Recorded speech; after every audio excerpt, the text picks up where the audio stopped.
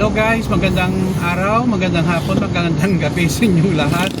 Yan naman po ang kaibigan si Jake. Pauwi na po tayo ng bahay, galing po ng trabaho, no?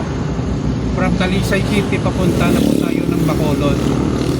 Okay, so ano bang topic natin for today? Ano ba ang benefits ng computer programming? Marahil marami na tayong mga kababayan na kumukuha ng mga computer courses, IT, computer science, information system, multimedia, networking at iba-iba pa, no? So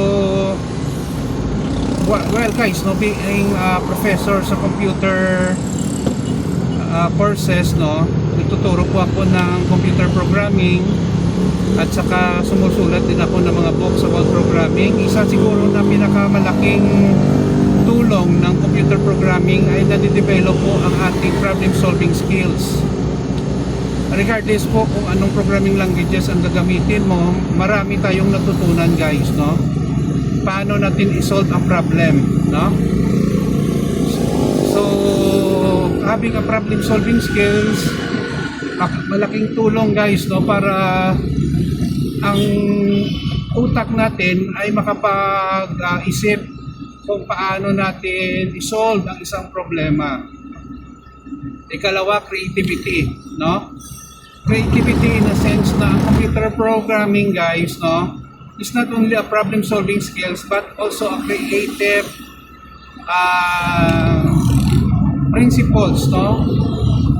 Maka-create kayo guys ng iba't ibang solusyon sa isang problem, no? Creativity guys, no? Ma-discover mo.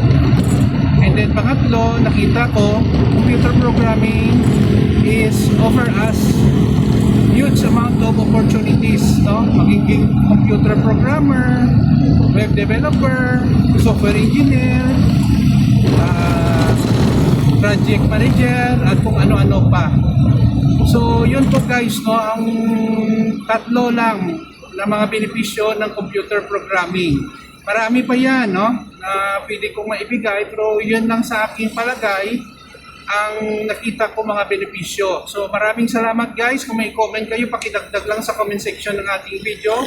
Please follow me in my Facebook and YouTube channel. Maraming salamat po guys. See you in the next video. Ito naman po ang kaibigan si Jake. Paalam guys. Ingat po tayo lagi.